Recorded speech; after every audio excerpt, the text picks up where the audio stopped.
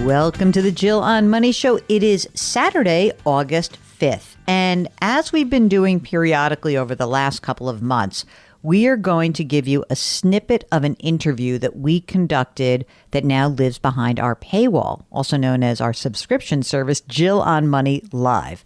So if you want to subscribe to this new service, Jill on Money Live, that's where you have access to quarterly live webinars and really cool bonus content like this interview we're about to air. All you need to do is go to our website, jillonmoney.com, and it's right there. Just look for Jill on Money Live. Now, here's what we got for this weekend. We have Hal Hershfield. He is the author of Your Future Self, How to Make Tomorrow Better Today. I really enjoyed this book because it was able to kind of delineate how to make better decisions that create happier outcomes. Of course, we always try to do this on the program, but sometimes I can be a little bit of a Debbie Downer. I know that. And so in this part of the interview with Hal, he tries to help me figure out how I can do a better job of being more optimistic with you guys, with our audience, not always being a dream crusher. Here is the first part of our interview with Hal Hershfield, the author of Your Future Self. Help me help our audience. When I talk to people and they call in, they give me their rundown of their financial lives and they tell me about what they want to do.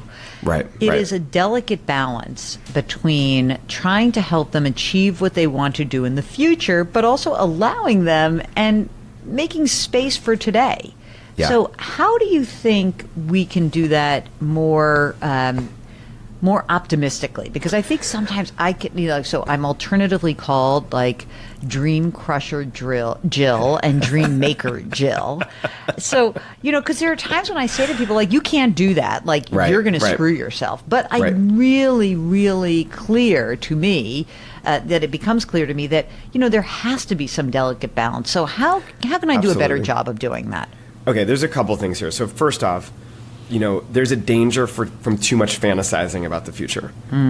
There's great research by Gabrielle Oettingen at NYU. She's found that future positive fantasies, they give us some energy right now, and then ironically, we feel as if we've accomplished something, and so then we don't do anything. And that's a problem, right? Yeah. Now, the solution isn't to just crush those fantasies or dreams, right? Now, I know that you're not really doing that, right? But part of the solution here is to do that fantasy, paint the ideal picture of the future, but then figure out the contrast between that positive image of the future and the reality of right now.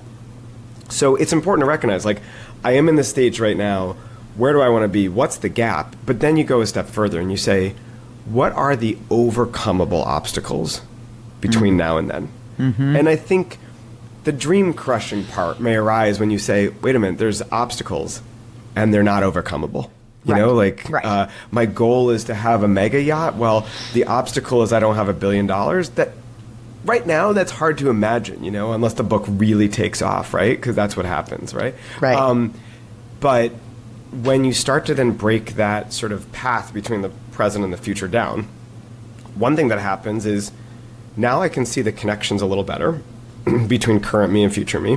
Mm-hmm. The other thing that happens is I can start to recognize how each of my present actions adds up to the future. And you said optimistic, right? And I really like that because I don't like the idea of the present has to be bleak and sacrificial so that we can arrive in some future. What fun is that, right? And so, part of I think the goal here is to figure out how to balance out. It's interesting. You say that economists have pointed to visceral factors in explaining the tendency for our attention to be overly drawn to in-the-moment emotions.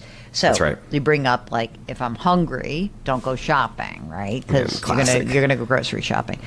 How would you see that playing out in someone's financial life? In so many different ways, right? Because if you think about it, first off, we're really good at sort of separating out mental accounts. I think about spending, I think about saving, I think about my different saving categories. But in reality, these things are linked together. Mm-hmm. Money is fungible.